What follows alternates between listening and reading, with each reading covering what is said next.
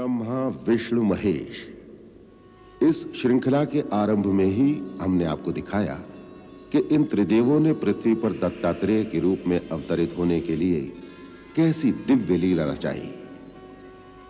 माता लक्ष्मी, माता ब्रह्माणी और माता पार्वती, इनके अहंकार का नाश करने के लिए त्रिदेव बच्चे बन गए और महासती अनुसुईया के यहां जन्म लिया।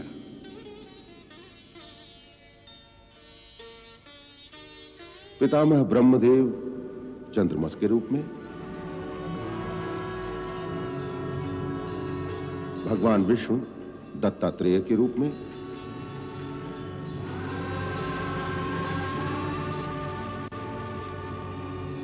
और महादेव शिवशंकर दुर्वासा के रूप में पृथ्वी पर अवतीर्ण हुए।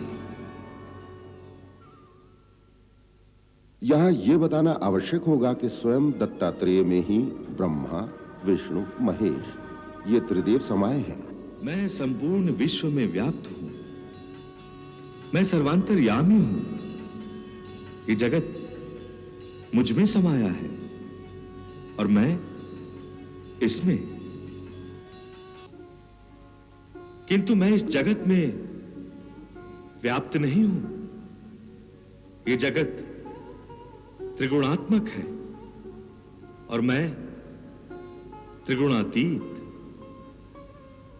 यह संसार सुख दुख, जीवन मरण, प्रेम घृणा के द्वंद्वों में सांस लेता है और मैं द्वंद्वों से परे केवल आनंद स्वरूप हूं।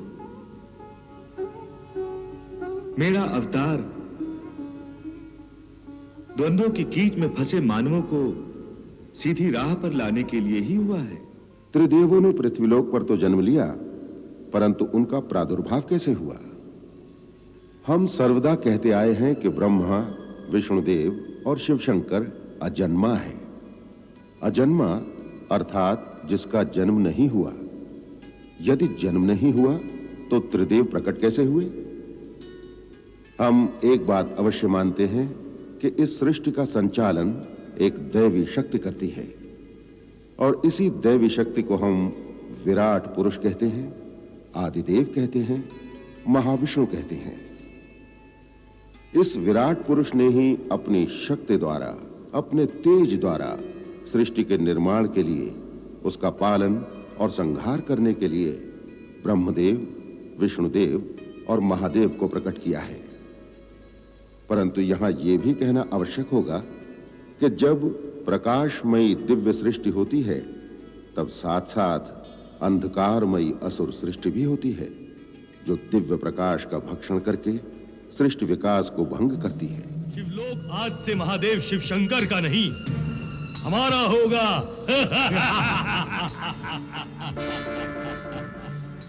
आज से हम ब्रह्मा विष्णु महेश के प्रादुर्भाव की कथा का और उस कथा के साथ साथ जुड़ी हुई अन्य कथाओं का आरंभ कर रहे हैं। एक समय की बात है जब सृष्टि में एक शून्य व्यापा था, तब ओम की आवाज गूंज उठी।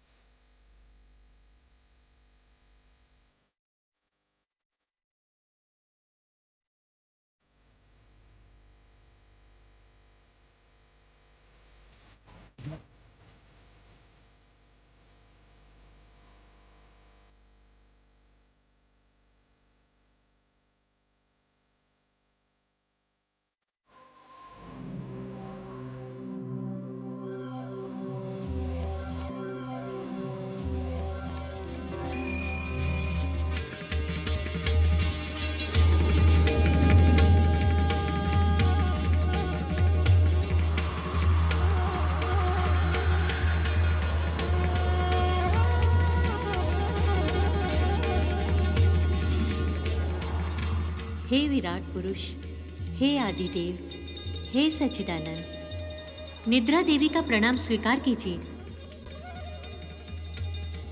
हे अनादि अनंत परमेश्वर, आप ही जगत के आदि कारण और आप ही जगत का आश्रय हैं।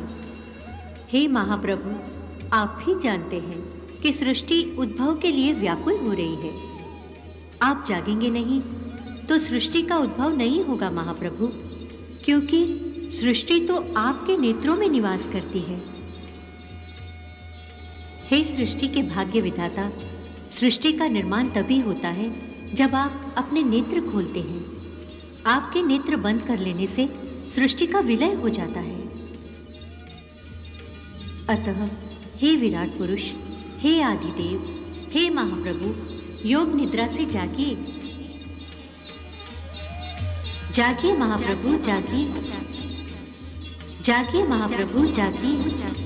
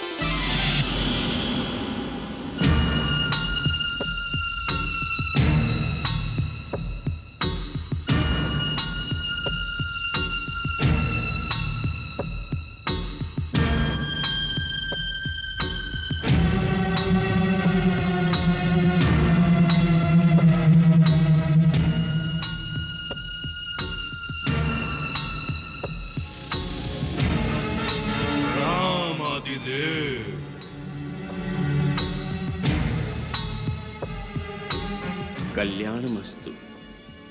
हे आदिदेव, हे आदि पुरुष, आप आदित्य हैं। आप विश्व की उत्पत्ति के स्थान हैं। आप हमारे जन्मदाता हैं। आपसे बड़ा कोई नहीं आदिदेव। आप हमें अपनी शरण में ले लीजिए। आप हमारे जन्मदाता हैं तो वर भी दीजिए। तुम्हारी विनम्रता ने हमें प्रसन्न किया, वर मांगो। हे विराट पुरुष, आपने हमें उत्पन्न किया है। यदि वरदान देना ही है तो हमें ऐसा वरदान दीजिए कि हमारा कभी भी विनाश न हो। तुम सृष्टि के नियम को भंग करना चाहते हो? उत्पत्ति और विनाश ही तो सृष्टि है। हे आदिदेव, यदि मृत्यु निश्चित ही है तो हमारी मृत्यु हमारी इच्छानुसार ही हो। ये वरदान देकर हमें अनुग्रहित कीजिए। हे कैटब, हे मधु, हम तुम्हें वरदान देते हैं कि तुम जहां चाहोगे, जिसके हाथों से चाहोगे, उसी के हाथों तुम्हें मृत्यु प्राप्त होगी। आपकी जय हो।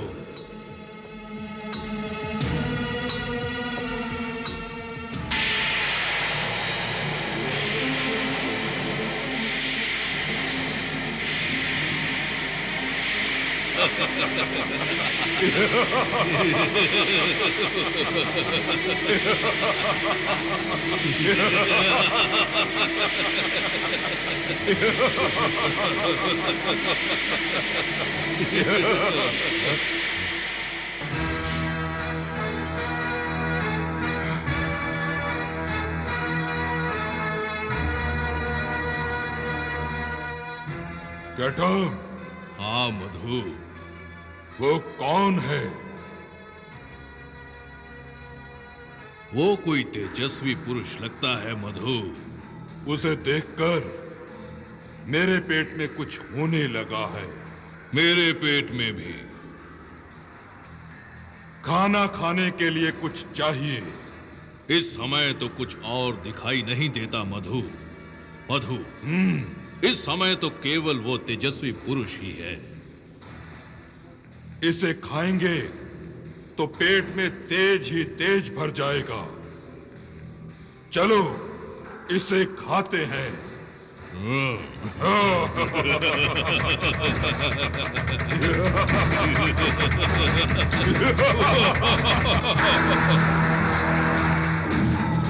कैटब, इस एक पुरुष से हमारा क्या होगा? पेट तो नहीं भरेगा, फिर भी कुछ तो सांत्वना मिलेगी पेट को।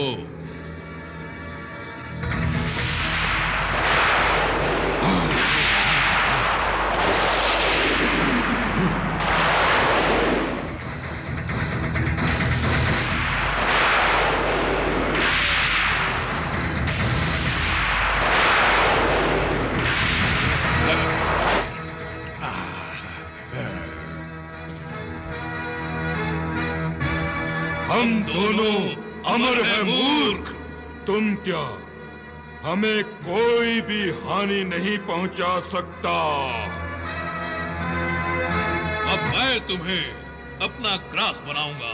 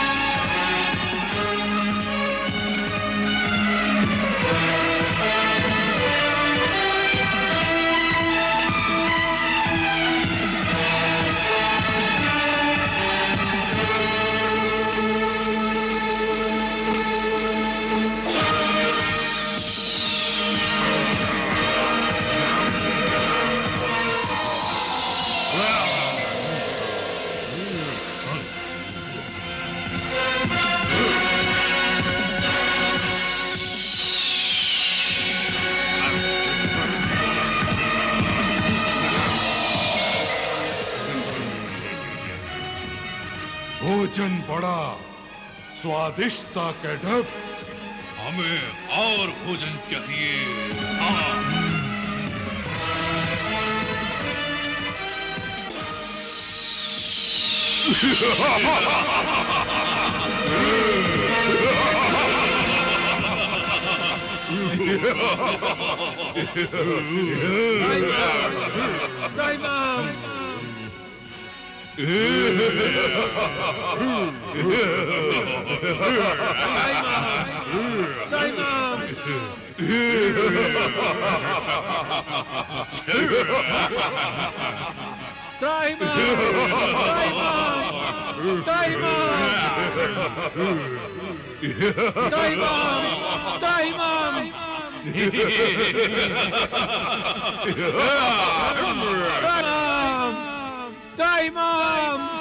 मेरी रक्षा करो, मेरी रक्षा करो।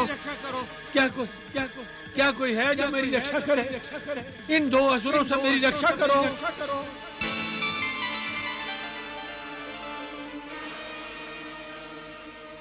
कोई नहीं है ब्रह्मदेव, किसे पुकार रहे हैं?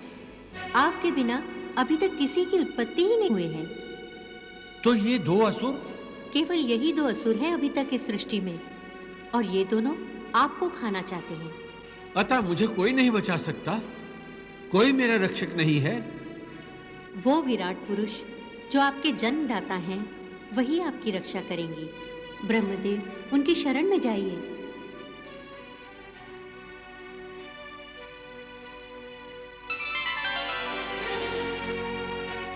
मेरी रक्षा करो प्रभु, प्रभु मेरी रक्षा करो प्रभु, मेरी रक्षा करो प्रभु, मेरी रक्षा करो, मेरी रक्षा करो, मेरी रक्षा करो प्रभु।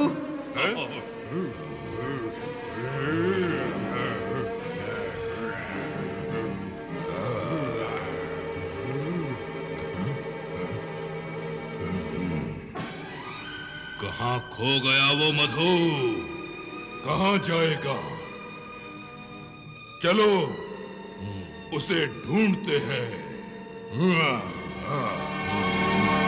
मेरी रक्षा कीजिए प्रभु, मेरी रक्षा कीजिए। हे अनादि अनंत महातेजस्वी विराट पुरुष, प्रणाम। मैं जान गया परमात्मन कि आप ही इस जगत के आदि सृष्टा हैं। हे परमेश्वर, आपकी अमृत नाभि से जो कमल निकला है, मैंने अपने आप को वहीं पे पाया है प्रभु। हे प्रभु, मैं अकेला हूं, मेरा कोई रक्षक नहीं है, मेरा कोई तारनहार नहीं है। इसलिए मधु और कैटब नाम के दो असुर मेरी जान के पीछे पड़े हैं। प्रभु, प्रभु मुझे बचा लीजिए, मेरी रक्षा कीजिए। और मैं किससे सहायता मांगूं प्रभु? आपके सिवा और कौन है यहां? केवल आप ही हैं जो मुझे जीवन दान दिला सकते हैं। हे प्रभु, आप आदि सृष्टा हैं तो मैं आपकी आदि सृष्टि हूं।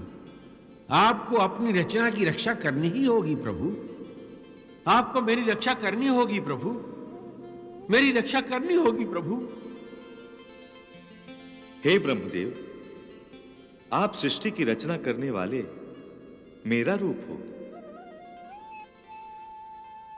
अब मैं अपने उस विष्णु रूप को प्रकट करता हूं जो सृष्टि का पालन और रक्षा करेगा, और वही विष्णु रूप आपकी सहायता भी करेगा।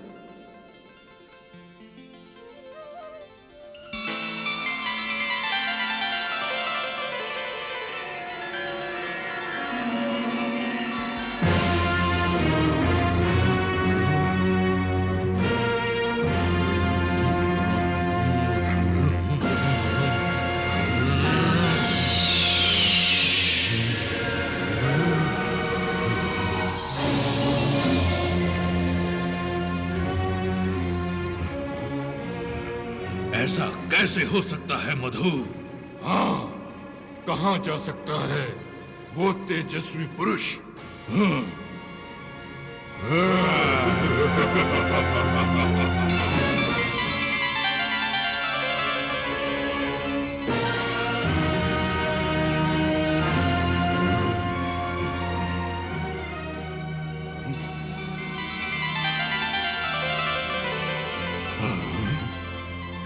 असुरों,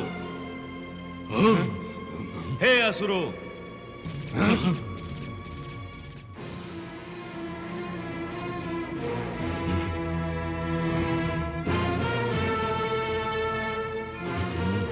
ये कौन है मधु? पहले तो इसके 4 मुख थे, अब केवल एक मुख है। हाँ,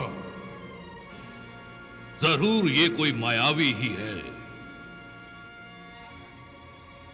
संभल कर कैटब, पहले ये हमसे कितना भयभीत था।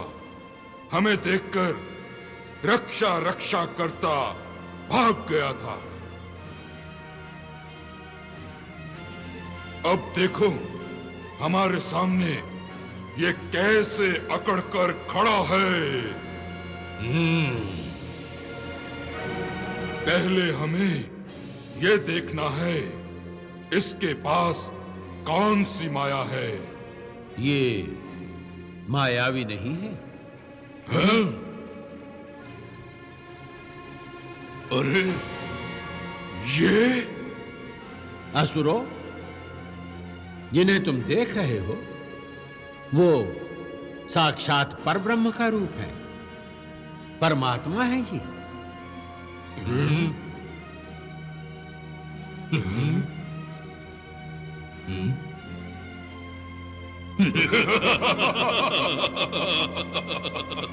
परमात्मा और ब्रह्म। कैटब, हाँ मधु, ये 4 भुजाओं वाला, 4 सिर वाले से जवान है। इसकी हड्डियां चबाने में बहुत आनंद आएगा मधु। मूर्खो, यदि तुम अपना उद्धार चाहते हो तो इनकी शरण में जाओ। शरण में? हम इसे अपनी भूख की शरण में लेंगे। पहले तो हम इसे काटेंगे, हाँ। फिर खाएंगे।